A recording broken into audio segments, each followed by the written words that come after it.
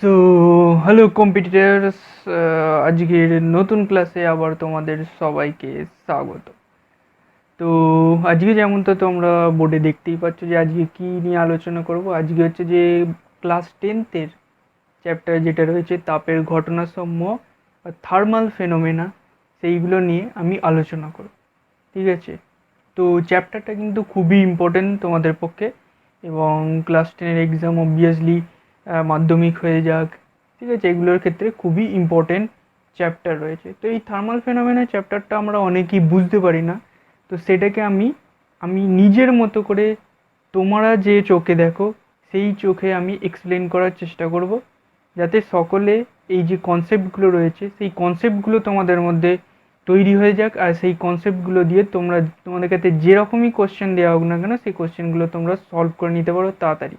ঠিক আছে, তো তাপের ঘটনাসমূহ তাহলে ক্লাসটা শুরু করা যাক। আর যদি ক্লাসের মাঝখানে মনে হয় যে কোনো কিছু প্রবলেম হচ্ছে তোমাদের, তাহলে তোমরা ভিডিওর কমেন্টে কমেন্ট করতে পারো, বা আমি আলাদা করে একটা গুগল ড্রাইভের লিঙ্ক দিয়ে রাখবো, যেখানে তোমরা তোমাদের যদি কোনো কোশ্চেনের প্রবলেম হয় সেইটার ইমেজ তুলে তোমরা কি করতে পারবে, ওখানে আপলোড করতে পারবে, বা আমার ইমেল আইডিরও লিঙ্ক দেওয়া আছে, সেই ইমেল আইডিতেও তোমরা তোমাদের কোনো কোশ্চেনগুলো সেটা পাঠাতে পারবে। ঠিক আছে, তো তাপের ঘটনাসমূহ শুরু করা যাক। তো তাপের ঘটনাসমূহ এখানে আমরা ফার্স্ট কি দেখি, তো তাপের ঘটনাসমূহ বা থার্মাল ফেনোমেনা এটার ক্ষেত্রে আমরা সাধারণত তিনটে পদার্থের কথা ভাবি: কঠিন, তরল এবং গ্যাস। মেনলি এই তিনটে পদার্থ নিয়ে আমাদের আলোচনা হয়। তো এইটাকে আর একটু ভালোভাবে বোঝার জন্য আমরা এই তিনটে বা পদার্থের যে অবস্থাগুলো পাওয়া যায় সেই পদার্থের অবস্থাগুলোকে একটু দেখে নিই, তাহলে আমাদের কী হবে, কনসেপ্টটা বুঝতে আরও সহজ হয়ে যাবে। ঠিক আছে, তার সাথে সাথে আমাদের আরও কিছু চ্যাপ্টার এখান থেকে ক্লিয়ার হয়ে যাবে। যেমন আমরা যদি বলি যে পদার্থ, ঠিক আছে, অর ম্যাটার, আমি এখানে যেগুলো লিখছি তার সাথে সাথে যে ইংলিশ যে স্পেলিংগুলো হয় বা ইংলিশের যে মিনিংগুলো হয় সেগুলো আমি লিখে দিচ্ছি, কারণ এখানে অনেক ইংলিশ স্টুডেন্টও থাকতে পারো, তো তারাও তাদের ক্ষেত্রে এগুলো সুবিধা হবে। ঠিক আছে, তো পদার্থ আমাদের ক্ষেত্রে ক রকমের হয় আমরা জানি, এখনো পর্যন্ত আমরা যেটা জানি যে পদার্থ হয় হচ্ছে যে তিন প্রকারের। ঠিক আছে, পদার্থ হয় হচ্ছে যে তিন প্রকারের। আমি এই পোর্শনটাকে খুব তাড়াতাড়ি সারতে চাই, কারণ এটা তোমাদের মূল বিষয়বস্তু নয়। কঠিন, তরল এবং গ্যাস, এই তিনটে পদার্থের প্রকার আমরা এখনো পর্যন্ত জানি, that is solid, liquid and gas. কিন্তু এখন রিসেন্ট যে রিসার্চ এসছে সেই রিসেন্ট রিসার্চে আরেকটা যে স্টেট রয়েছে বা আরেকটা যে অবস্থা রয়েছে সেটাকেও ইনক্লুড করা হয়েছে, এবং যে অবস্থাটা হচ্ছে এখানে প্লাজমা। ঠিক আছে, চতুর্থ একটা অবস্থাকেও এখানে ইনক্লুড করা হয়েছে, যেটা হচ্ছে যে প্লাজমা, যেটা তোমাদের ক্ষেত্রে একদমই ইম্পর্টেন্ট নয়। তবে তোমাদের যদি কিউরিওসিটি থাকে, আকাঙ্ক্ষা থাকে, তাহলে আমি এটা হালকা করে ডিসক্রাইব করে দেবো। ঠিক আছে, তো কঠিন, তরল এবং গ্যাস, এই তিনটে বস্তুকে মেনলি আমরা যদি জেনে নিই, তো কঠিন কাকে বলি আর তরল কাকে বলি বা গ্যাস কাকে বলি, কিসের বেসিসে বলি আমরা যে এই বস্তুটা কঠিন রয়েছে, এই বস্তুটা তরল রয়েছে এবং এই বস্তুটা গ্যাস রয়েছে। তো সেগুলো সাইন্টিফিক্যালি অনেক রকমের সেখানে বৈশিষ্ট্য দেখা হয়, যে এইগুলো থাকলে কঠিন হবে, এইগুলো থাকলে তরল হবে, এইগুলো থাকলে গ্যাস হবে। আমাদের যেটা মেন বিষয় সেটা হচ্ছে যে কঠিনের ক্ষেত্রে আমরা যদি দেখি, কোনো একটা লোহার সিট হতে পারে, লোহারের যে পাতলা, ধরো একটা সিট নিয়ে নিলে, তো তার ক্ষেত্রে কি হয়, ওর ভিতরে যে সমস্ত অণুপরমাণুগুলো রয়েছে সেই অণুপরমাণুগুলো কীরকম থাকে, অণুপরমাণুগুলো একদম পুরো কম্প্যাক্ট অবস্থায় থাকে, অর্থাৎ অণুপরমাণুগুলোর মধ্যে যে দূরত্ব হয়, যে পারস্পরিক যে দুটো অণুপরমাণু রয়েছে সেই দুটোর মধ্যে দূরত্ব কিন্তু খুবই কম হয়। আর এই দুটো অণু বা পরমাণুর মধ্যে যে আকর্ষণ বা বিকর্ষণ বল, সেটা হয় হচ্ছে যে প্রচুর পরিমাণে আকর্ষণ বা বিকর্ষণ বল দেখতে পাওয়া যায়। সেটা যদি আমরা তরলের ক্ষেত্রে দেখি, তরলের ক্ষেত্রে দেখলে আমরা বুঝতে পারবো, তরলের ক্ষেত্রে একটুখানি চেঞ্জ হয়ে যাক। ধরো এই কন্টেনার একটা নিলাম, সেই কন্টেনারের ভেতরে কি হচ্ছে, কন্টেনারের ভেতরে অনেকগুলো এরকম কোনো একটা, ধরো লিকুইড হিসাবে আমরা ধরে নিলাম যে জলকে নেওয়া হয়েছে এখানে, ওয়াটারকে। তো ওয়াটারের যে অণুপরমাণুগুলো রয়েছে সেগুলো কিছুটা দূরে দূরে থাকবে কঠিনের তুলনায়। কঠিনের যে দুটো পারস্পরিক অণু বা পরমাণুর মধ্যে যে ডিস্টেন্সটা রয়েছে তার থেকে অবশ্যই কিছুটা দূরত্ব বেশি হবে, যে কারণে ওগুলো কী হয়, ওগুলো কিছুটা খোলামেলাভাবে চলতে পারে, যে কারণে তরলটা কী হয়, যে পাত্রে রাখা হয় সেই পাত্রের আকার ধারণ করে নেয়। কিন্তু কঠিনের ক্ষেত্রে কী হয়, কঠিনের ক্ষেত্রে যে অণুপরমাণুগুলো রয়েছে সেগুলো প্রচুর পরিমাণে একে অপরের সাথে আকর্ষণ বল থাকে, যে কারণে ওটা ওই অবস্থাতেই থাকতে চায়, যে অবস্থায় একদম পুরো কম্প্যাক্ট অবস্থায়, ঠিক আছে, একদম পুরো চাপাচাপি অবস্থায় থাকতে চায়, যে কারণে এদের নির্দিষ্ট একটা আকার দেখতে পাওয়া যায়। কিন্তু তরলের ক্ষেত্রে আমরা সেটা পাই না, যে পাত্রে রাখা হবে সেই পাত্রের আকারও ধারণ করবে, সেটা আমরা ছোটোবেলা থেকেই পড়ে আসছি। গ্যাসের ক্ষেত্রে আরও ইজি ব্যাপার হয়ে যায়।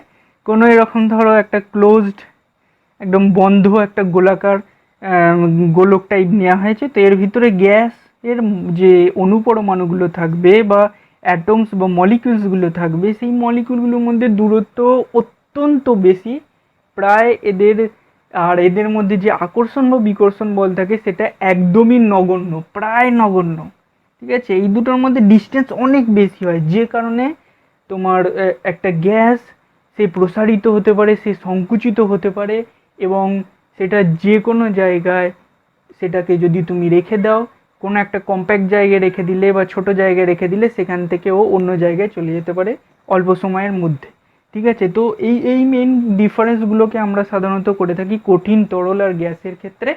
আর কী কারণে আমরা এখানে কী পড়ছি, তাপের ঘটনাসমূহ, অর্থাৎ আমরা মেনলি আজকে পড়বো হচ্ছে যে যে সমস্ত প্রসারণ গুণাঙ্কগুলো রয়েছে সেই প্রসারণ গুণাঙ্কগুলোকে আলোচনা করব। আর পরের দিন কী হবে, পরের দিন আমরা করব হচ্ছে যে থার্মাল কন্ডাকশান বা তাপের যে পরিবহনের চ্যাপ্টারটা, এটা পরের দিন আমরা করব, ঠিক আছে। তো আজকে মেন এইগুলো রয়েছে। তো কঠিন, তরল আর গ্যাসের ক্ষেত্রে সংকোচন প্রসারণ আমরা বুঝতে পারলাম। তো যেহেতু এর মধ্যে অ্যাট্রাকশান বেশি রয়েছে বা আকর্ষণ বল বেশি রয়েছে, তাই জন্য এটাকে আমরা কঠিন বলছি। তরলের ক্ষেত্রে তার তুলনায় কিছুটা কম আকর্ষণ বল রয়েছে, গ্যাসের ক্ষেত্রে অত্যন্ত নগণ্য আকর্ষণ বা বিকর্ষণ বল বা পারস্পরিক যে দূরত্ব পরস্পরের দুটো অণু বা পরমাণুর মধ্যে খুবই বেশি রয়েছে, যে কারণে এগুলোকে আমরা গ্যাস বলে থাকছি, ঠিক আছে। তো এর মধ্যেও বিভিন্ন রকম স্টেট দেখতে পাওয়া যায়, তো সেগুলো তোমাদের ক্ষেত্রে ইম্পর্টেন্ট নয়। তো প্লাজমা, তো প্লাজমা নিয়ে আমি তোমাদের যেটা বলবো বলেছিলাম, প্লাজমা কি হচ্ছে, প্লাজমা এমন একটা স্টেট, ঠিক আছে, প্লাজমা এই স্টেটটাকে নতুন পাওয়া গেছে। প্লাজমা স্টেটটা হচ্ছে যে আসলে গ্যাসের মতোই, কিন্তু গ্যাসের ক্ষেত্রে একটা কি প্রপার্টি থাকে প্লাজমার আর গ্যাসের মধ্যে, যদি আমরা প্রপার্টিগুলো দেখি, গ্যাসের ক্ষেত্রে যেমন অণু বা পরমাণুগুলো অনেক দূরে দূরে থাকে, প্লাজমার ক্ষেত্রেও ঠিক তেমনই থাকে, অনেক দূরে দূরে থাকে। কিন্তু এই প্লাজমার একটা বিশেষত্ব হচ্ছে যে এটা আধানে ভেঙে যেতে পারে বা এর মাধ্যমে আমরা তড়িৎ প্রবাহ করতে পারি, ঠিক আছে, অর্থাৎ এর মধ্য দিয়ে তড়িৎ পরিবহন হতে পারে প্লাজমার মধ্য দিয়ে, যেটা গ্যাসের ক্ষেত্রে সম্ভব নয়। গ্যাস এমনকি কঠিনও সেরকমভাবে তাপের পরিবাহী নয় বা বিদ্যুতের সেরকমভাবে পরিবাহী নয়, ঠিক আছে। কিন্তু তরল, তরল কিন্তু এখানে বিদ্যুতের বা ইলেকট্রিক্যাল কন্ডাক্টিভিটি এর প্রচুর বেশি রয়েছে, বিদ্যুতের পরিবহন ক্ষমতা তরলের ক্ষেত্রে বিভিন্ন বিভিন্ন কন্ডিশনে বিভিন্ন রকম রয়েছে। কিন্তু প্লাজমা, প্লাজমা হচ্ছে যে হাইলি কন্ডাক্টিভ, মানে এর তড়িৎ পরিবহন ক্ষমতা অত্যন্ত বেশি, যেটা আমরা দেখতে পাই যখন বিদ্যুৎ চমকায়, সেই বিদ্যুৎ চমকানোর সময় যে লাইটনিং হয়, সেই বিদ্যুৎ চমকানোর লাইটনিংয়ের কারণে একটা হাই ভোল্টেজ জায়গা তৈরি হয়। সেই হাই ভোল্টেজের কারণে এখানে যত কোনো একটা ধরো মেটাল রয়েছে, সেই মেটালটা কি হয়, ওর বাইরে যে ইলেকট্রনগুলো থাকে, আমরা জানি যে মাঝখানে নিউক্লিয়াস থাকে আর বাইরে ইলেকট্রনগুলো থাকে, সেখান থেকে একটা বা দুটো ইলেকট্রন যদি এখান থেকে বাইরে বেরিয়ে চলে যায়, সেইটা কি হয়ে যায়, তাহলে এখানটা হয়ে গেল মেটালটা এখানে ভিতরে পজিটিভ চার্জ হয়ে গেল, আর বাইরে ধরো ছোট ছোট ছোট ছোট এখানে ইলেকট্রনগুলো রয়েছে। যেহেতু আধানে ভেঙে গেছে, এখানে ধরো এখানে পজিটিভ চার্জ রয়েছে, এখানে পজিটিভ চার্জ রয়েছে, আর বাইরে ছোট ছোট ছোট ছোট ডটে আমরা বলতে পারি যে এগুলো এক একটা ইলেকট্রন রয়েছে। তার মানে কি হয়, আধানে ভেঙে গেছে, তার মানে এটা তড়িতের একদম সুপরিবাহী রয়েছে, দারুণভাবে এটা তড়িৎ পরিবহন করতে পারবে। তো যে কারণে প্লাজমা স্টেট হচ্ছে যে হাইলি ইলেকট্রিক্যাল কন্ডাক্টিভ স্টেজ বা তড়িৎ পরিবহনের একদম সুপরিবাহী, যেটা তোমাদের ক্ষেত্রে একদমই ইম্পর্টেন্ট নয়, ঠিক আছে। ছাড়ো, তো প্লাজমা সম্পর্কে যতটুকু জানার দরকার ছিল তোমরা জেনে গেলে। মেনলি প্লাজমার এক্সাম্পল হচ্ছে যে প্লাজমাকে তোমরা দেখতে পারো যখন হচ্ছে বিদ্যুৎ চমকায়, সেই টাইমে যে গ্যাসটা থাকে আমরা জানি যে বায়ুমণ্ডলে অবশ্যই গ্যাস থাকে, সেই গ্যাসগুলো কী হয় আধানে ভেঙে যায়, সেই আধানে ভেঙে যাওয়ার কারণে ওখানে এরকম প্লাজমা স্টেট তৈরি হয়। ঠিক আছে, তো গ্যাসেস, তরল আর কঠিন এগুলো আমরা পেয়ে গেলাম। এবার আমাদের মেন টপিকে আসা যাক, যে মেন টপিক কঠিন, তরল আর গ্যাসের সংকোচন প্রসারণ। ঠিক আছে, এগুলোকে কি বেসিসে আমরা করে থাকি সেগুলো আমরা জেনে নিই। তো কঠিন, তরল আর গ্যাসের প্রসারণের ক্ষেত্রে আমাদের যে মেন টপিকটা থাকবে, যে কঠিনের ক্ষেত্রে, তরলের ক্ষেত্রে এবং গ্যাসের ক্ষেত্রে আমরা ওদের প্রসারণ গুণাঙ্কগুলোকে জানবো, যে প্রসারণ গুণাঙ্ক আসলে কি হয়। ঠিক আছে, আমরা ওদের ক্ষেত্রে কী জানবো, যে প্রসারণ গুণাঙ্ক আসলে কি হয়, প্রসারণ গুণাঙ্কগুলোকে আমরা কি করে ক্যালকুলেট করব, সেগুলো সমস্ত আমরা এই বিষয়ে জানবো। এইটা নিয়ে অনেক স্টুডেন্টদের বা অনেক তোমরা কম্পিটিটার্স আছে, যেহেতু অনেক কম্পিটিটার্সদের তোমাদের প্রচুর প্রবলেম হয়ে থাকে, তো সেগুলোকে সলভ করার চেষ্টা করব, কারণ আমি তোমাদের মতো করে তোমাদের বোঝানোর চেষ্টা করব যাতে করে তোমরা বুঝতে পেরে যাও। ঠিক, তো কঠিনের ক্ষেত্রে আমরা কি পাই, যে কোনো একটা ধরো কঠিন এলিমেন্ট নিলাম, কোনো একটা কঠিন পদার্থ, হয়তো একটা, যেমন আগে বলে লোহার সিড নিয়েছিলাম, সেরকম একটা লোহার পাতলা প্লেট নিলাম এখানে। ঠিক আছে, লোহার পাতলা প্লেট নিলাম। লিকুইড হিসাবে আমরা কোনো কিছু নিলাম, লিকুইড হিসাবে আমরা জল নিয়ে নিলাম। আর গ্যাস হিসাবে ধরো যে কোনো একটা গ্যাস নিলাম, যে একটা এরকম গোলাকার একটা ফাঁকা গোলকের মধ্যে আমরা কে নিলাম, ধরো এখান থেকে নিয়ে নিলাম আমরা হাইড্রোজেন গ্যাস নিয়ে নিলাম। ঠিক আছে, আচ্ছা কঠিনের ক্ষেত্রে যখন আমরা দেখি, তো কঠিনের ক্ষেত্রে একটা কঠিনকে আমরা বলি যে কঠিনের ক্ষেত্রে কী কী আমরা ডাইমেনশন পাই, বা কঠিনের ক্ষেত্রে কী দিয়ে আমরা মাপি জিনিসটাকে। যদি আমরা দেখি তাহলে দেখতে পাবো যে কঠিনের ক্ষেত্রে কী কী জিনিস পাচ্ছি আমরা এখান থেকে। কোনো কঠিন বস্তু হয়ে গেল, যেমন এই লোহার পাতলা প্লেটটার ক্ষেত্রে আমরা এর কী পাচ্ছি, আমরা এর দ্যাট ইজ এখান থেকে লেন্থ পেয়ে যাচ্ছি, এর লেন্থ কত রয়েছে, এর দৈর্ঘ্য পাচ্ছি। ঠিক আছে, এর প্রস্থ পাচ্ছি। লেন্থ হচ্ছে যে এখানে দৈর্ঘ্য হয়ে গেল, আর উইডথ এখানে হয়ে গেল প্রস্থ। ঠিক আছে, দৈর্ঘ্য প্রস্থ দুটোই পাচ্ছি। আবার আরেকটু ভালোভাবে যদি আমরা চিন্তা ভাবনা করি, তাহলে তো আমরা কোনো লোহার পাতকে এরকমভাবেও তো আঁকতে পারি। ঠিক আছে, কোনো লোহার পাত তো এরকম হতে পারে, ও কিছুটা পুরু হতে পারে, লোহার পাতটা আরও কিছুটা পুরু, বা কিছুটা পুরু মানে কি মোটা হয়ে গেল। তাহলে সেক্ষেত্রে আমরা কি পাবো, সেক্ষেত্রে আমরা পাবো হচ্ছে যে ওর উচ্চতা পাবো। ঠিক আছে, এখান থেকে কতটা পুরু এইটা পেয়ে যাব, এর দৈর্ঘ্যটা আমরা পেয়ে গেছি, প্রস্থটা পেয়ে গেছি, কতটা পুরু সেই জিনিসটা আমরা পেয়ে যাব, সেটাকে আমরা ডি বলতেই পারি। তো সেই জিনিসটা দিয়ে তার মানে যখন কোনো একটা লোহার পাত এরকম পাতলা পাত রয়েছে, তার ক্ষেত্রে আমরা কী কী পাচ্ছি, তার ক্ষেত্রে আমরা ওর দৈর্ঘ্য পাচ্ছি, প্রস্থ পাচ্ছি। তার মানে আলটিমেটলি আমরা ওর ক্ষেত্রফল এখান থেকে পেয়ে যাচ্ছি। আর যখন ওটা কিছুটা পুরু প্লেট হচ্ছে বা কিছুটা মোটা প্লেট হচ্ছে, সেক্ষেত্রে আমরা কি পাচ্ছি, তো সেক্ষেত্রে আমরা পাচ্ছি হচ্ছে যে কিছুটা দূরত্ব অনুযায়ী যতটা যাচ্ছে এখানে, ঠিক আছে, কতটা পুরু না পুরু সেটা আমরা এখান থেকে পেয়ে যাচ্ছি। তো সেক্ষেত্রে আমরা ওর আয়তন পেয়ে যাচ্ছি। ঠিক আছে, সেক্ষেত্রে আমরা ওর আয়তন পেয়ে যাচ্ছি। তো কঠিনের ক্ষেত্রে আমরা এখানে দৈর্ঘ্য পেলাম, প্রস্থ পেলাম, আর যখন ওটাকে আমরা কিছুটা পুরু যতটা রয়েছে সেইটা অনুযায়ী আমরা ওর আয়তন পেয়ে যাচ্ছি। এবার তরলের ক্ষেত্রে যদি আমরা আসি, তরলের ক্ষেত্রে কি দেখতে পাবো, তরলের ক্ষেত্রে দেখতে পাবো হচ্ছে যে এর না কোনো দৈর্ঘ্য পাচ্ছি, না কোনো প্রস্থ পাচ্ছি, শুধুমাত্র এর আয়তন পাওয়া যাচ্ছে। কারণ যে বিকারে রাখা হয়েছে বা যে ধরনের পাত্রে রাখা হয়েছে সেই পাত্রের আকারই ও ধারণ করবে, আর সেটার আয়তন আমরা পাবো শুধুমাত্র তরলের ক্ষেত্রে। শুধুমাত্র একটাই আমরা ওর মাপার পাচ্ছি বা ডাইমেনশন নেওয়ার জন্য পাচ্ছি, সেটা হচ্ছে যে ওর আয়তনটা। না এর কোনো তরলের কী করে আমরা দৈর্ঘ্য মাপবো, কোনো তরলের কী করে আমরা ক্ষেত্রফল পাবো, তার একমাত্র আয়তন পাবো। সেম গ্যাসের ক্ষেত্রেও, অর্থাৎ যেগুলো নির্দিষ্ট কোনো আকার নেই, যে পাত্রে রাখা হয় সেই পাত্রেরই আকার ধারণ করে, সেইগুলোর ক্ষেত্রে আমরা শুধুমাত্র ওর আয়তন পাবো। শুধুমাত্র কঠিনের ক্ষেত্রে আমরা ওর দৈর্ঘ্য পাবো, ওর ক্ষেত্রফল পাবো এখান থেকে, আর যদি মোটা প্লেট হয় সেক্ষেত্রে ওর আয়তন পাবো। বাকি তরল আর গ্যাসের ক্ষেত্রে সবসময় মনে রাখবে যে শুধুমাত্র আমরা ওর আয়তন দিয়ে কতটা পরিমাণ তরল রয়েছে, কতটা পরিমাণ গ্যাস রয়েছে সেটাকে আমরা বোঝাতে পারবো। অর্থাৎ কত ml, কত মিলিলিটার, কত লিটার এখানে জল রয়েছে, কত লিটার এখানে হাইড্রোজেন রয়েছে, সেগুলোকে আমরা বোঝাতে পারবো। কিন্তু কঠিনের ক্ষেত্রে আমরা সেটাকে বলতে পারবো যে এর ক্ষেত্রফল এতটা রয়েছে, তার মানে আমরা বুঝতে পেরে যাবো যে আচ্ছা লোহার প্লেটটা এতটা মতো হবে। আয়তনের ক্ষেত্রেও সেরমভাবে যে লোহার প্লেটটা এতটা পুরু হবে, তো সেগুলো আমরা বুঝতে পেরে যাবো। ঠিক আছে, তো এইটা হচ্ছে মেন। তার মানে আমরা এখান থেকে একটা জিনিস বুঝতে পেরে গেলাম যে কঠিনের ক্ষেত্রে আমরা তিনটে গুণাঙ্কই পাবো। যে রৈখিক প্রসারণ গুণাঙ্ক, রৈখিক প্রসারণ গুণাঙ্ক কোনটা, যখন ওটা শুধুমাত্র দৈর্ঘ্যে বাড়বে বা লম্বা, ওর যে লেন্থ রয়েছে সেই লেন্থ বরাবর বাড়বে। ঠিক আছে, ধরো এতটা ছিল, যখন এটাকে তাপ দেওয়া হলো বা হিট দেওয়া হলো তখন এটা এতটা বেড়ে গেল, হয়তো 1 সেমি বেড়ে গেল বা 2 সেমি বেড়ে গেল, সেটা ডিপেন্ড করে, সেটা ক্যালকুলেশনের প্রপার্টি রয়েছে।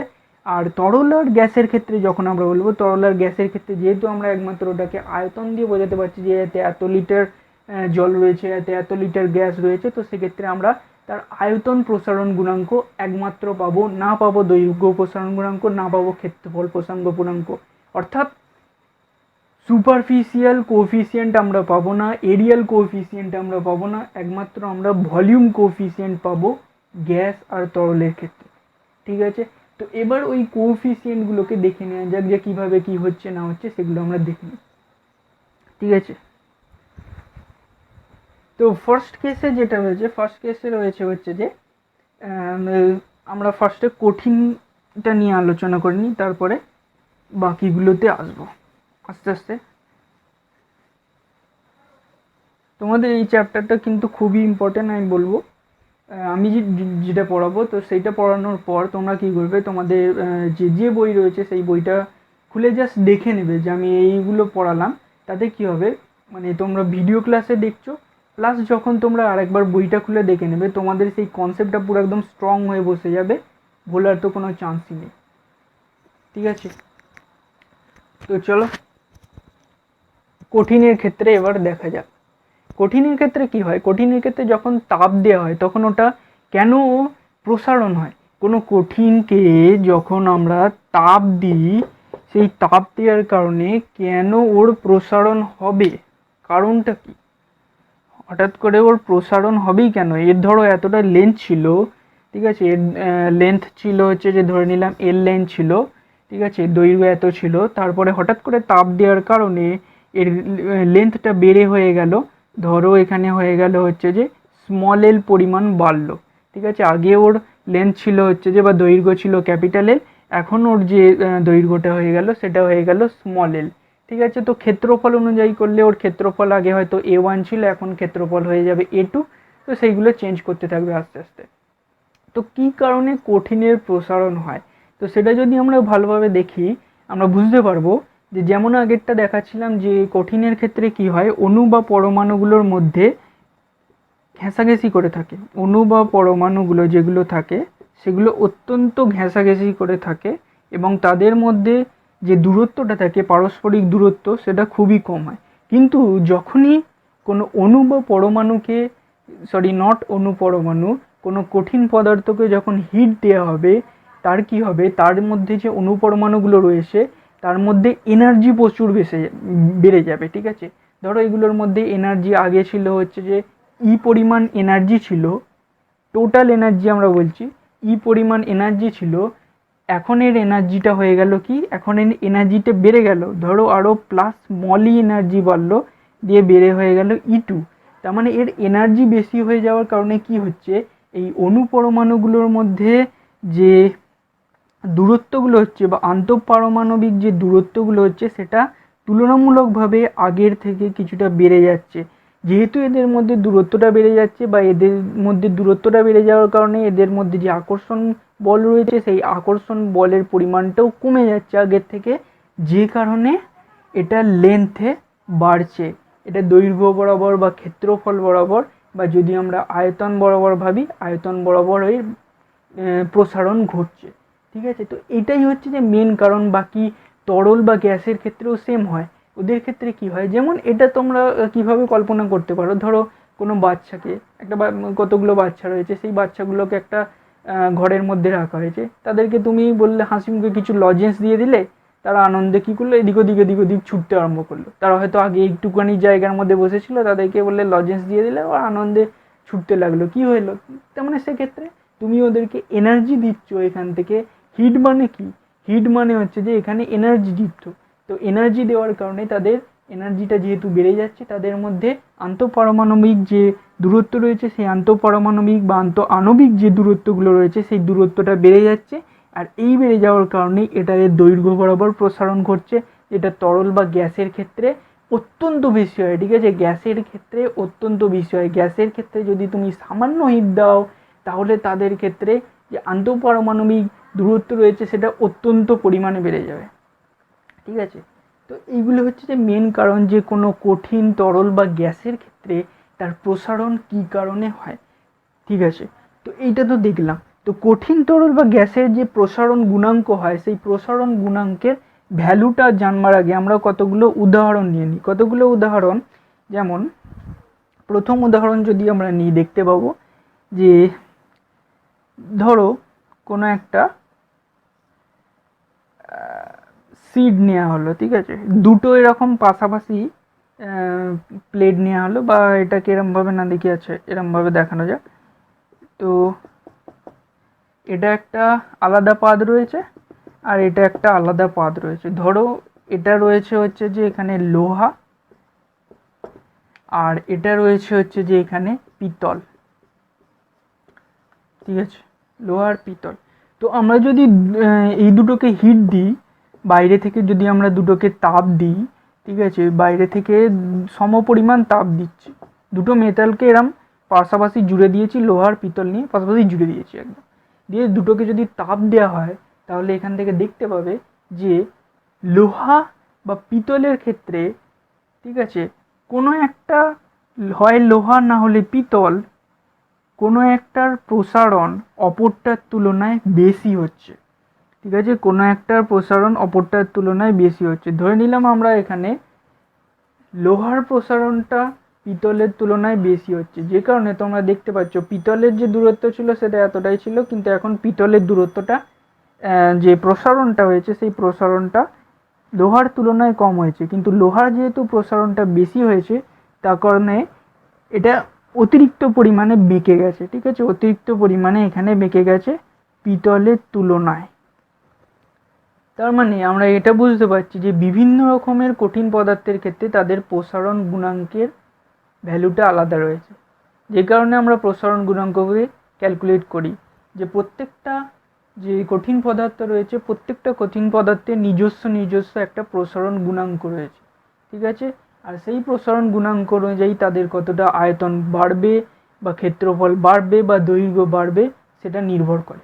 ঠিক আছে, আরেকটা আমরা এর খুবই দারুণ এক্সাম্পল পাই, যেটা হচ্ছে যে আমরা সবাই ছোটোবেলা থেকে ওটা পড়ে এসেছি, যে রেল লাইনের যে পাতগুলো হয়, দুটো পরপর যে রেল লাইনের পাত, সেই পাত দুটোর মাঝখানে কিছুটা ফাঁক রাখা হয়। সেই ফাঁকটা এই কারণেই রাখা হয়, যখন অতিরিক্ত গরমের টাইম আসে, তখন কি হয়, এই পাতগুলো অত্যন্ত উত্তপ্ত হয়ে ওঠে। এই পাতগুলো অত্যন্ত উত্তপ্ত হয়ে ওঠার কারণে এগুলোর প্রসারণ হয়।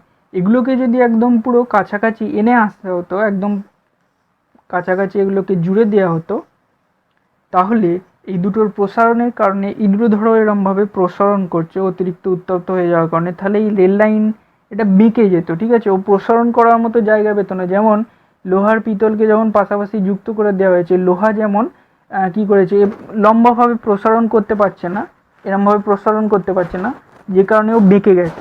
তো সেইভাবেই এখানে যেহেতু প্রসারণ করার মতো এদের জায়গা নেই, তাই জন্য রেল লাইনের ট্র্যাকগুলো এরকম বেঁকে যায় অনেক সময়। এইটা থেকে বাঁচার জন্যই মেনলি এই দুটোর মাঝখানে কিছুটা গ্যাপ দেওয়া হয়, যাতে করে ওর যখন প্রসারণ হবে, সেই প্রসারণের জায়গাটা যেন ও পায়, সেই জন্য এই জিনিসটা করা হয়। তো এটা থেকে আমরা কঠিনের যে প্রসারণ হয় সেটার জ্বলন্ত উদাহরণ আমরা এখান থেকে পেয়ে যাই। ঠিক আছে,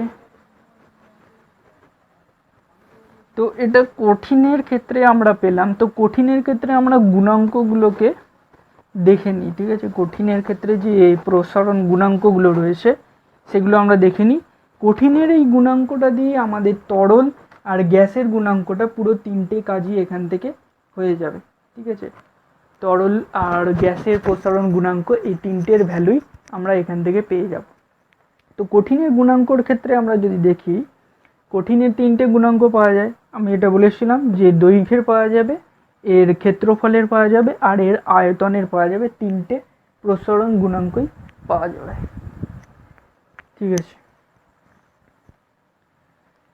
তো কঠিনের ক্ষেত্রে যদি আমরা ওর ফার্স্টে রৈখিক প্রসারণ গুণাঙ্ক দেখি। ঠিক আছে, রৈখিক প্রসারণ গুণাঙ্ক দেখি, বা এটাকে ইংলিশে বলা হয় কোএফিসিয়েন্ট অফ লিনিয়ার এক্সপ্যানশন।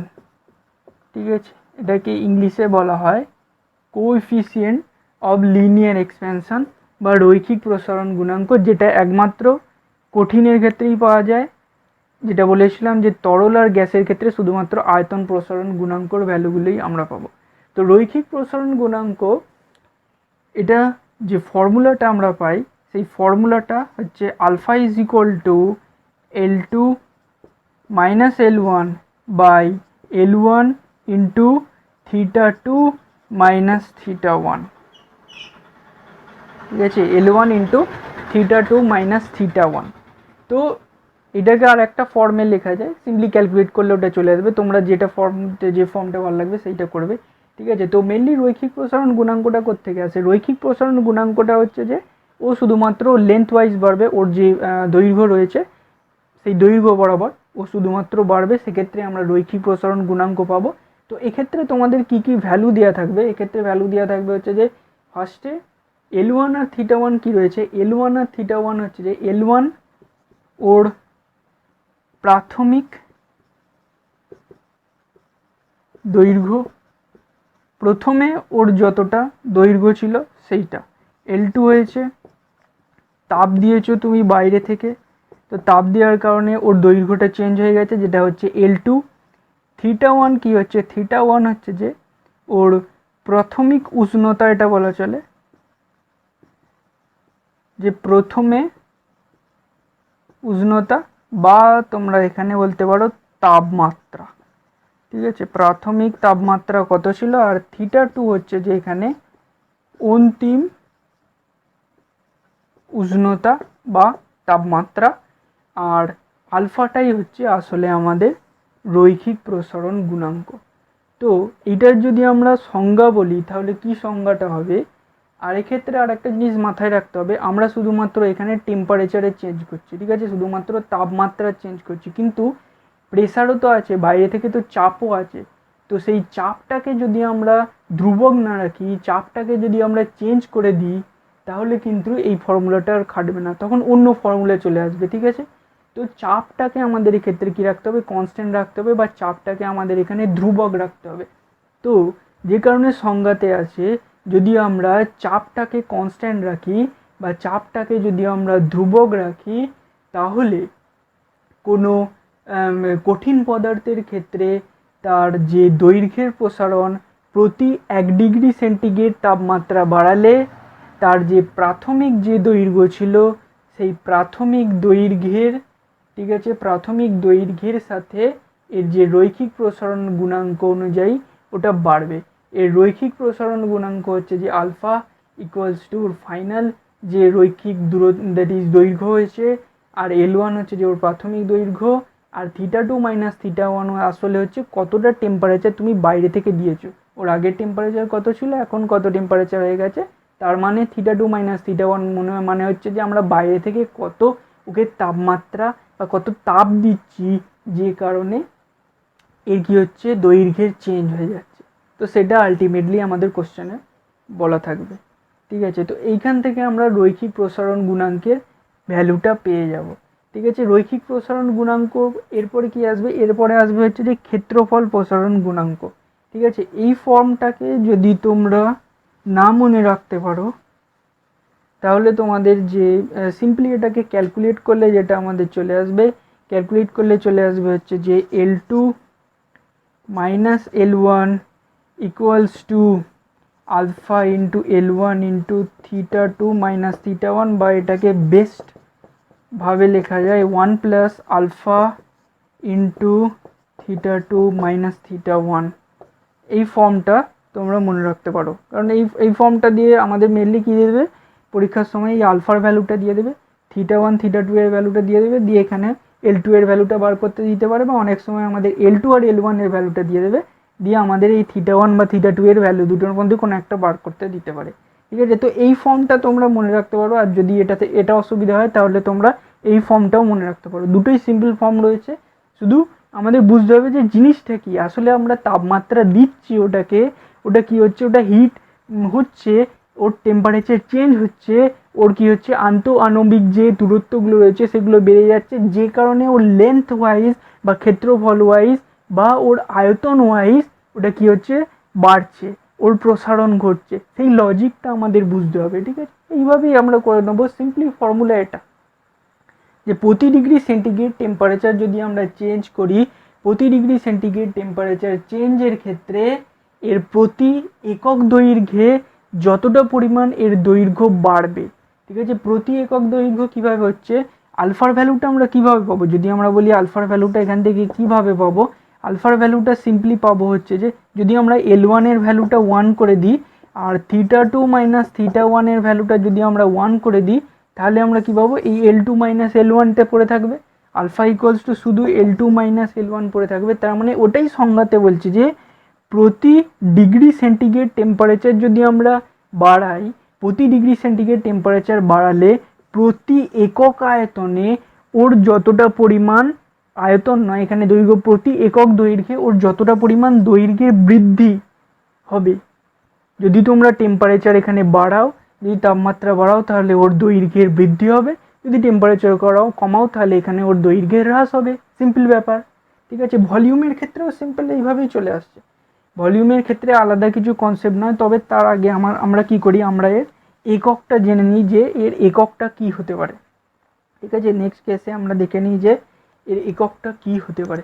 তো এর এককটা যদি আমরা দেখি, এককগুলো আমরা অনেক সময় বার করতে গেলে কি হয়, চমকে যাই যে এককটা কি করে বার করব, কিন্তু একক বার করা সব থেকে সহজ, কোনো জিনিসের ইউনিট বার করা সব থেকে সহজ। তোমাদের ট্রিকটা এখানে দেখিয়ে দিই। ট্রিকটা হচ্ছে L2 মাইনাস L1, কোনো দুটো যে এলিমেন্ট রয়েছে বা কোনো ইকুয়েশনের ক্ষেত্রে, কোনো সমীকরণের ক্ষেত্রে আমরা যদি কোনো এলিমেন্ট যে দুটো পাই, সেই দুটো এলিমেন্টকে যোগ বা বিয়োগ তখনই করা যাবে যখন তাদের নিজের নিজের একক সমান হবে। অর্থাৎ L2-র সাথে L1-কে এখানে বিয়োগ তখনই করা যাবে বা যোগ তখনই করা যাবে যখন এই দুটো একক সমান হবে। আমরা জানি কি দৈর্ঘ্যের একক কী রয়েছে, দৈর্ঘ্যের একক যদি আমরা সিজিএস না নিয়ে এসআই নিয়ে নিই, ঠিক আছে, এসআই নিলে এখানে কি রয়েছে, মিটার। ঠিক আছে, দৈর্ঘ্যের একক এসআই যদি নিই তাহলে মিটার রয়েছে। তো তার মানে এই দুটোকে যদি আমরা যোগ বা বিয়োগ করতে চাই, এই দুটোর এককও এখানে মিটার মিটার হতে হবে, আর সেটা আমরা জানি। তো মিটার মিটারকে বিয়োগ করলে কি হবে, মিটার মিটারকে বিয়োগ করলে তো মিটারই থাকবে। মিটার মিটার এই দুটো আলটিমেটলি তুমি ধরো এখানে দিয়ে দিল, এখানে 20 মিটার দিয়ে দিল, এখানে 30 মিটার, এখানে 30 মিটার, এখানে 20 মিটার দিয়ে দিল, তাহলে এখানে কত চলে আসবে, 10 মিটার। তো মিটারই তো আসছে, তাহলে এখানে মিটার লিখে দাও। আর এটারও কি রয়েছে, L1ও এখানে মিটার রয়েছে। আর এই theta two minus theta one বললাম যে এটা যোগ বা বিয়োগ করতে গেলে কোনো একককে সেই দুটো এককেরও কি সমান হতে হবে, সেই দুটো একককেও এখানে সমান হতে হবে। এই থিটা টু এরও আমরা জানি ডিগ্রি সেন্টিগ্রেড, থিটা ওয়ানেরও একক রয়েছে ডিগ্রি সেন্টিগ্রেড। ঠিক আছে, তো এখান থেকে কী চলে আসবে, আলটিমেটলি চলে আসবে ডিগ্রি সেন্টিগ্রেড। তো এইবার তোমরা কাটাকুটি করতে পারো, কেটে গেল, চলে এলো পার ডিগ্রি সেন্টিগ্রেড বা 1/ডিগ্রি সেন্টিগ্রেড, যেটা তোমরা ভালো বোঝো সেইটা। ঠিক আছে, তো এইভাবে আমরা এককটা মনে রাখতে পারবো, বা যদি আমরা ভুলে গিয়ে থাকি তাহলে এইভাবে ক্যালকুলেট করে আমরা বার করে নিতে পারবো। সিম্পলি L2 মাইনাস L1 করলে ওখানে মিটারই পড়ে থাকবে, L1 এর ভ্যালু মিটার রয়েছে, আর theta two minus theta one degree centigrade রয়েছে। ঠিক আছে, তো এইভাবে আমরা বার করে নিতে পারবো। তার মানে কী পেলাম, আর যত রকমের প্রসারণ গুণাঙ্ক রয়েছে প্রত্যেকটা প্রসারণ গুণাঙ্কে ইউনিট বা একক রয়েছে পার ডিগ্রি সেন্টিগ্রেড, এটা মনে রেখে দাও। ঠিক আছে, যত রকমের প্রসারণ গুণাঙ্ক রয়েছে প্রত্যেক প্রসারণ গুণাঙ্কের ইউনিট রয়েছে পার ডিগ্রি সেন্টিগ্রেড। তো কঠিনের ক্ষেত্রে এটা কি পেলাম, দৈর্ঘ্যের বা রৈখিক প্রসারণ গুণাঙ্ক পেলাম। রৈখিক প্রসারণ গুণাঙ্কের পাশাপাশি আমরা পাবো হচ্ছে যে ক্ষেত্রফল প্রসারণ গুণাঙ্ক। ঠিক আছে, ক্ষেত্রফল বা হ্যাঁ এরিয়া প্রসারণ, ঠিক আছে, ইংলিশে আমরা বলতে পারি এটাকে কোএফিসিয়েন্ট অফ এরিয়া এক্সপ্যানশন। ঠিক আছে, ক্ষেত্রফল প্রসারণ গুণাঙ্ক কোএফিসিয়েন্ট অফ এরিয়া এক্সপ্যানশন কি চলে আসবে, আলফাটা এখানে শুধুমাত্র চেঞ্জ কি হচ্ছে সেইটা দেখো। তোমাদের একটা ইকুয়েশন পড়তে হবে, একটা ইকুয়েশন থেকে তিনটে ইকুয়েশন বার করে দেবো। বিটা ইকুয়ালস টু আলফাটা বিটা হয়ে যাবে, দেখতে পাচ্ছ আলফাটা বিটা হয়ে যাবে। দেন তারপরে কি হবে, L2, ওটা কি ছিল, ওটা দৈর্ঘ্য ছিল তাই জন্য L2 করা ছিল। ক্ষেত্রফল চলে এসছে, করে দেবো এখানে A2 মাইনাস A1 কি A1, আর বাকিটা সেম থাকবে, θ2 মাইনাস θ1। এরও ইউনিট কি হবে, এরও ইউনিট হবে পার ডিগ্রি সেন্টিগ্রেড, কোনো চেঞ্জ হবে না, নো চেঞ্জ, পুরো জিনিসটা সেম থাকবে। আর যদি আমরা আয়তন প্রসারণ গুণাঙ্কের কথা বলি, আয়তন প্রসারণ গুণাঙ্ক, আয়তন প্রসারণ গুণাঙ্ক এটার কথা বললে এটা হচ্ছে যে কোফিসিয়েন্ট অফ ভলিউম এক্সপ্যানশন।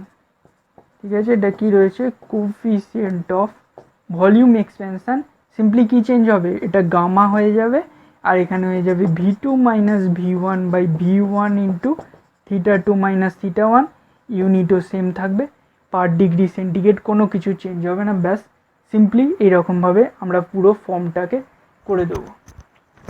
ঠিক আছে, সিম্পলি এই ফর্মটাকে আমরা করে দিতে পারবো।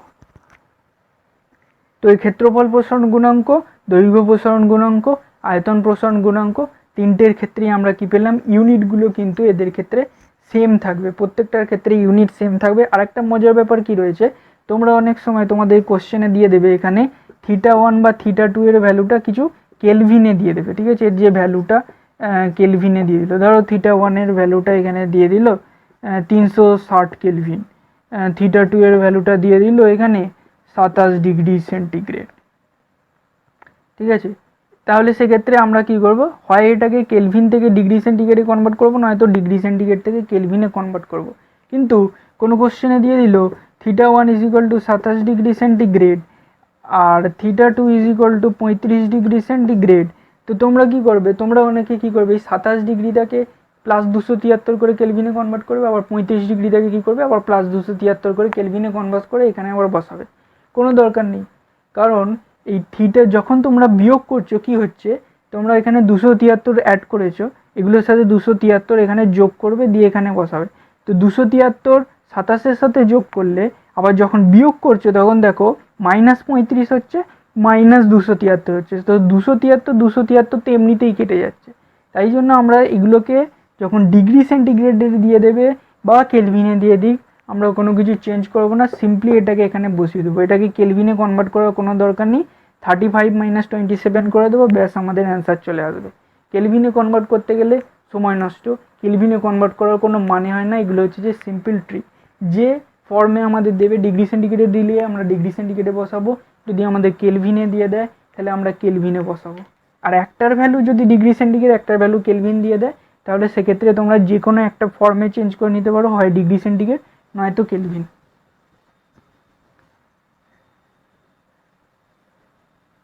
তো এইভাবে আমরা আমাদের কঠিনের ক্ষেত্রে যে তিনটে আমরা মেনলি ইকুয়েশন পেলাম, রৈখিক প্রসারণ গুণাঙ্ক, আয়তন প্রসারণ গুণাঙ্ক এবং ক্ষেত্রফল প্রসারণ গুণাঙ্ক বা coefficient of superficial expansion, coefficient of linear expansion আর কোফিসিয়েন্ট অফ ভলিউম এক্সপ্যানশন।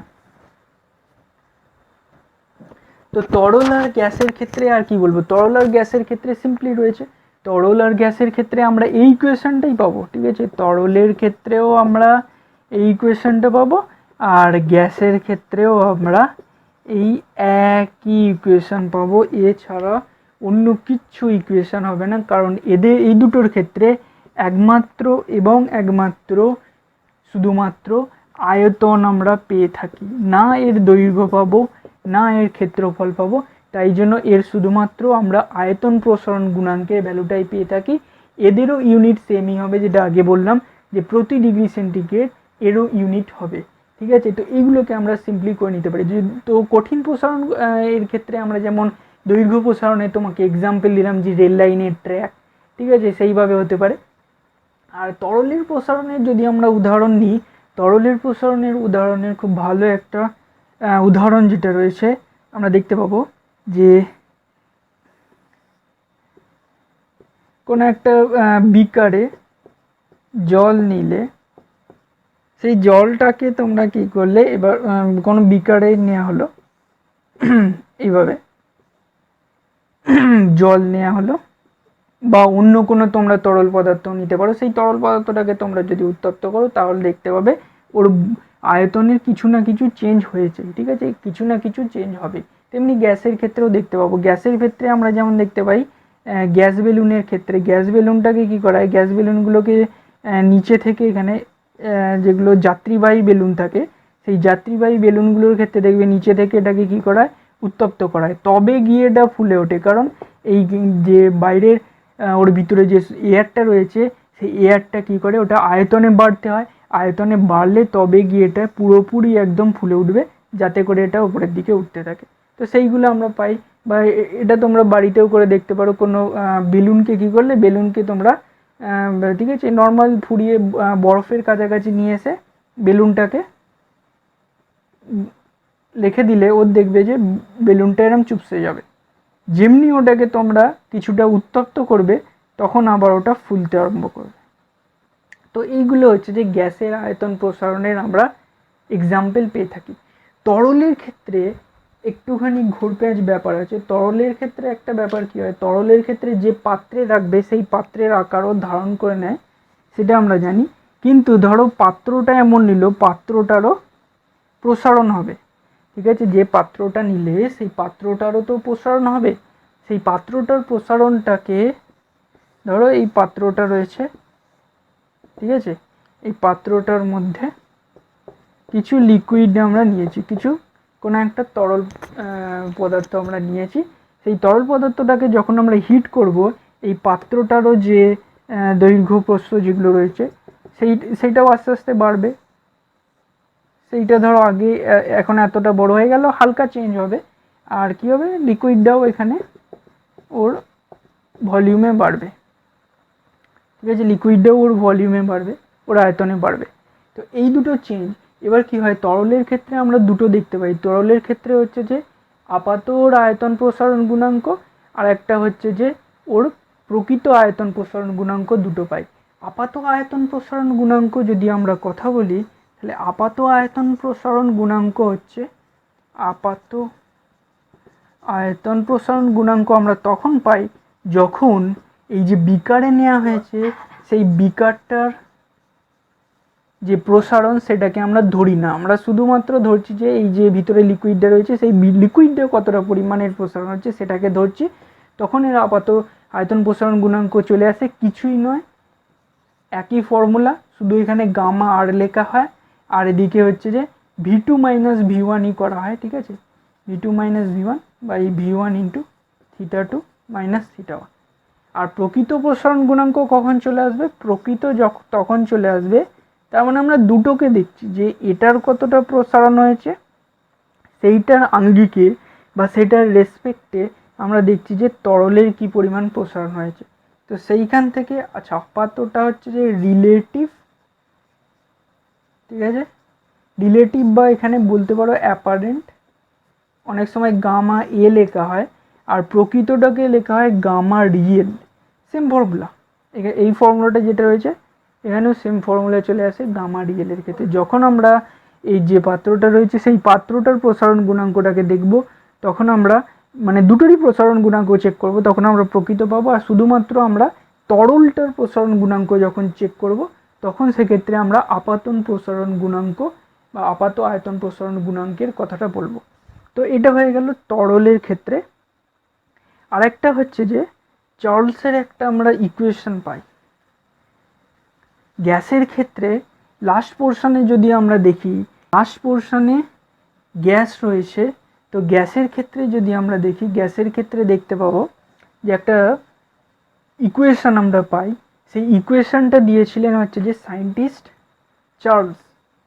ঠিক আছে, গ্যাসের ক্ষেত্রে এবার আলোচনা করছি। তো তরলের ওই দুটো গেল, যে তরলের ক্ষেত্রে আপাত প্রসারণ গুণাঙ্ক, প্রকৃত প্রসারণ গুণাঙ্ক। কিছুই নয়, তোমাদের ওখানে কোশ্চেনে দিয়ে দেবে যে এটা আপাত প্রসারণ গুণাঙ্ক হয়েছে, এর আয়তনটা চেঞ্জ হয়ে গিয়ে এত হয়েছে, এর ভলিউমটা এত হয়েছে, ঠিক আছে, এর টেম্পারেচার আগে এত ছিল, তাহলে ওর আপাত প্রসারণ গুণাঙ্কের ভ্যালু কত হবে, সেইগুলো সমস্ত হয় আপাত দেবে নয়তো প্রকৃত দেবে। কোনো ভাবনার কোনো ব্যাপার নেই, একদম ইজি রয়েছে। ঠিক আছে, কনসেপ্টগুলোকে ক্লিয়ার করে নাও, কনসেপ্টগুলোকে মাথায় ঢোকাও। গ্যাসের ক্ষেত্রে কী পাই, গ্যাসের ক্ষেত্রে আমরা যখন প্রসারণ গুণাঙ্কের কথা বলি, গ্যাসের প্রসারণ গুণাঙ্কের সেম ফর্মুলা হয়। আর গ্যাসের প্রসারণ গুণাঙ্কের সাথে সাথে সায়েন্টিস্ট চার্লস, ঠিক আছে, একজন ফ্রেঞ্চ সায়েন্টিস্ট ছিলেন। তো ফ্রেঞ্চ সায়েন্টিস্ট চার্লস একটা ইকুয়েশন দিয়েছিলেন। সেই ইকুয়েশনটা অনুযায়ী উনি কি গ্যাসের এই যে প্রসারণটা হয় সেই প্রসারণটাকে ব্যাখ্যা করেছিলেন, এবং সেই ইকুয়েশনটা খুবই গুরুত্বপূর্ণ।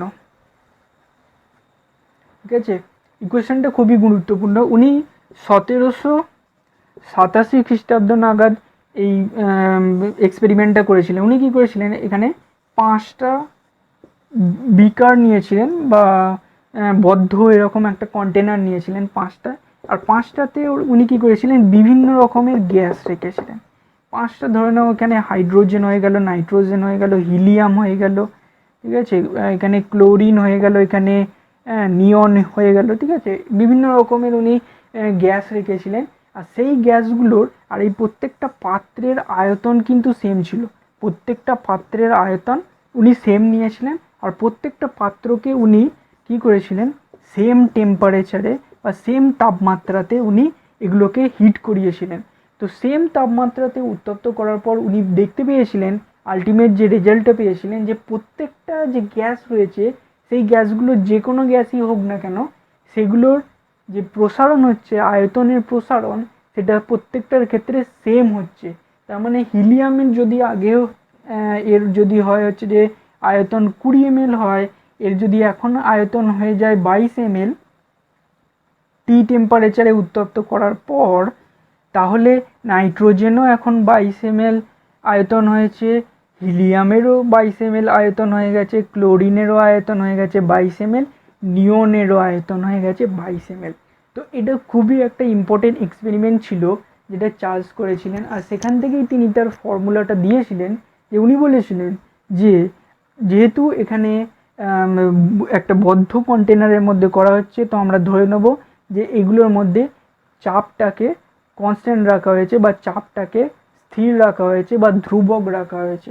তো স্থির চাপে উনি কি বলেছিলেন, যে স্থির চাপে কোনো নির্দিষ্ট ভরের গ্যাসের, ঠিক আছে, স্থির চাপে কোনো নির্দিষ্ট ভরের গ্যাসের আয়তনের পরিবর্তন যদি আমরা সেম টেম্পারেচার দিই, প্রত্যেকটা গ্যাসের আয়তনের পরিবর্তন সেম হবে।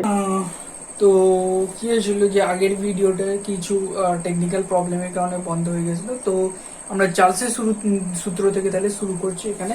তো চার্লসের সূত্রটা আমরা ওখানে পড়ছিলাম, তাড়াতাড়ি আমরা ডিসকাস করে নেবো। চার্লসের সূত্র, এটা কিন্তু একটা ইম্পর্টেন্ট সূত্র রয়েছে। তো চার্লস কি বলেছিলেন, তো সায়েন্টিস্ট চার্লস বলেছিলেন যে স্থির চাপে কোনো গ্যাসের, ঠিক আছে, স্থির চাপে কোনো গ্যাসের যে ওর আয়তন তার তাপমাত্রার সাথে সমানুপাতিক রয়েছে। ঠিক আছে, স্থির চাপে কোনো গ্যাসের আয়তন ওর তাপমাত্রার সাথে সমানুপাতিক রয়েছে। That is V proportional to T. V হচ্ছে যে এই গ্যাসটার আয়তন, টি হচ্ছে যে ওর তাপমাত্রা, তো এর সাথে সমানুপাতিক হয়েছে। এই সূত্রটা চার্লস বলেছিলেন।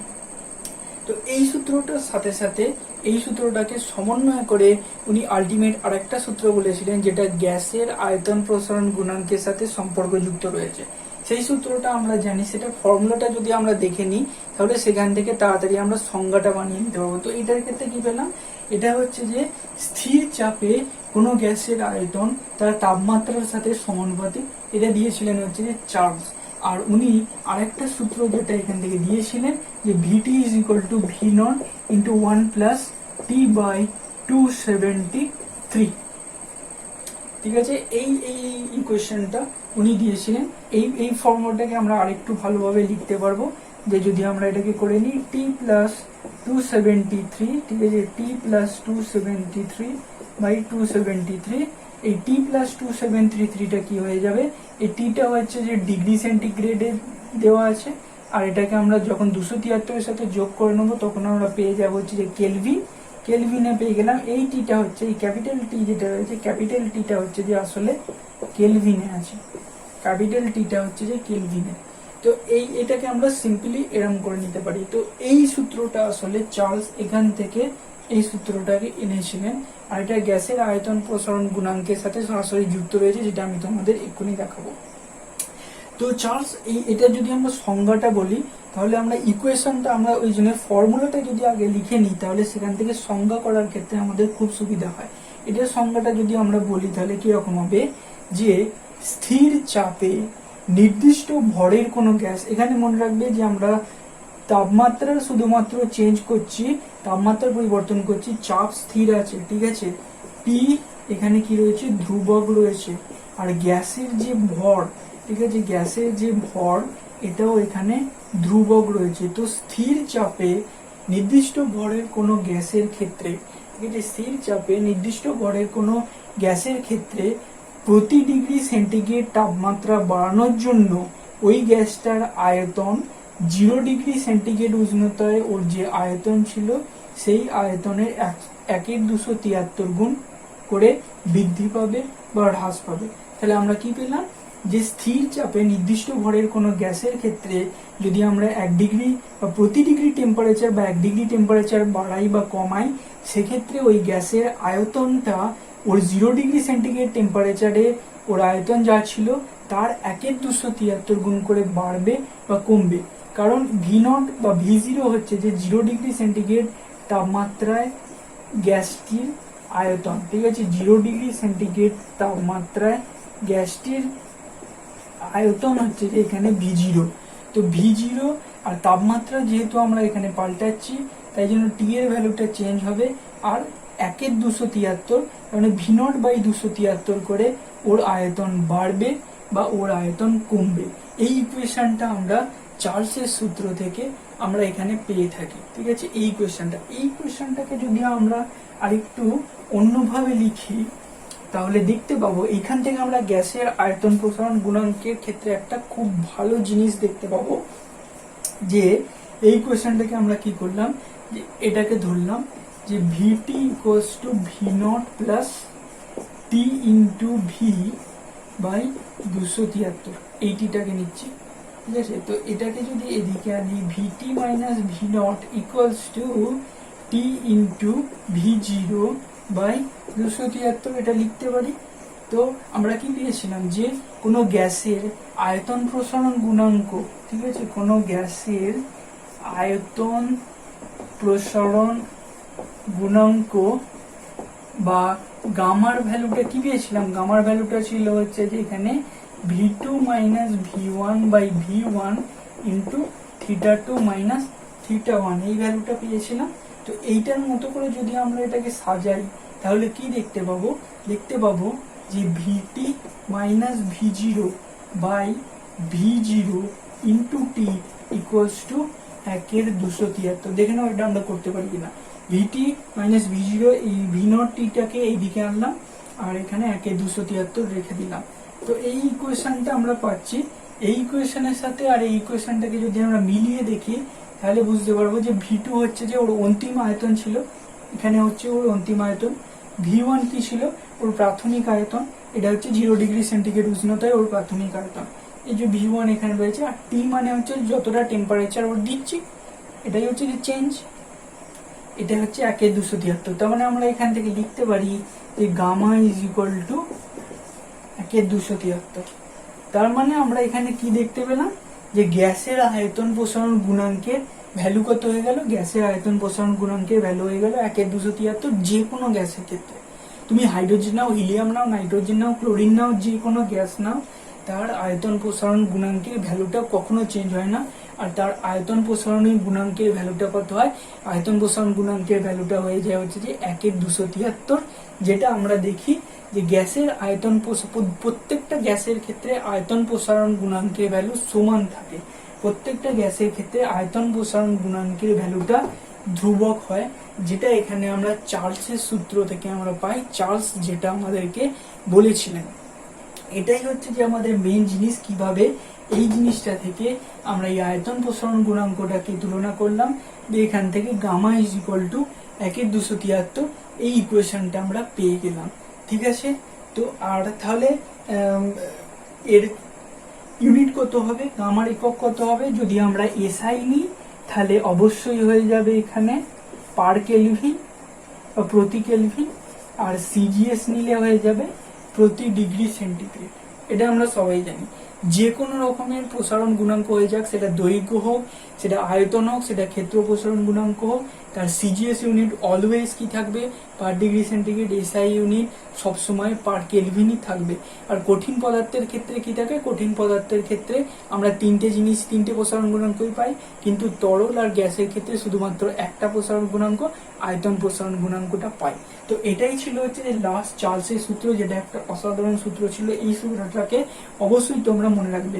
কিন্তু চার্লসের সূত্রের একটা প্রবলেম কি ছিল, যদি তোমরা দেখো যে VT is equal to V naught into P/273 রয়েছে, তো চার্লস বলেছিলেন হচ্ছে যে আমরা যদি টেম্পারেচার এখানে তাপমাত্রা কমাতে থাকি, যদি আমরা ধরো পরম শূন্য তাপমাত্রায় চলে গেলাম, পরম শূন্য তাপমাত্রা মানে T is equal to 0 kelvin বা -273 ডিগ্রি সেন্টিগ্রেড টেম্পারেচার, এই টেম্পারেচারে যদি চলে যাই তাহলে আমরা দেখতে পাবো যে ভিটি এর ভ্যালুটা 0 হয়ে যাচ্ছে, কারণ T 0 হয়ে যাচ্ছে। তার মানে গ্যাসটার আয়তন শূন্য হয়ে গেল, যেটা কি বাস্তবে কখনো সম্ভব? তুমি ধরো টেম্পারেচার কমাচ্ছ, কিন্তু তার আয়তন হঠাৎ করে শূন্য হয়ে গেল, মানে গ্যাসটাই অদৃশ্য হয়ে গেল। এটা বাস্তবে সম্ভব নয়, যেটা চার্লসের সূত্রের একটা প্রবলেম ছিল। আর চার্লসের সূত্র কোনো গ্যাসের স্ফুটনাঙ্কের ওপরের তাপমাত্রার ক্ষেত্রে আমরা অ্যাপ্লাই করতে পারি না। ঠিক আছে, চার্লসের সূত্র কোনো গ্যাসের স্ফুটনাঙ্ক যেটা রয়েছে, যেমন জলের স্ফুটনাঙ্ক 100 ডিগ্রি সেন্টিগ্রেড রয়েছে, তার ওপরে তাপমাত্রা যদি দিই তখন এই ফর্মুলাটা খাটবে না। আর অত্যন্ত কম টেম্পারেচারের ক্ষেত্রেও চার্লসের সূত্র প্রযোজ্য নয়। ঠিক আছে, যদিও বা এই পয়েন্টগুলো তোমার ক্ষেত্রে তোমাদের সিলেবাসের ক্ষেত্রে ইম্পর্টেন্ট নয়, তবু বলে রাখলাম এই চার্লসের সূত্রের এই দুটো প্রবলেম রয়েছে। ঠিক আছে, তো এটাই মেনলি হচ্ছে যে চার্লসের সূত্রটা ছিল। তো আজকের ক্লাস এখানেই আমি শেষ করছি। তো আজকে যে ক্লাসটা তোমরা দেখতে পাচ্ছ, তাপের ঘটনাসমূহ ফার্স্ট পার্টটা কমপ্লিট করে দিলাম। নেক্সট আমার ক্লাস যেটা থাকবে হচ্ছে যে তাপের পরিবহনের নেক্সট পার্ট রয়েছে, সেই নেক্সট পার্টটা নিয়ে আমি আলোচনা করব।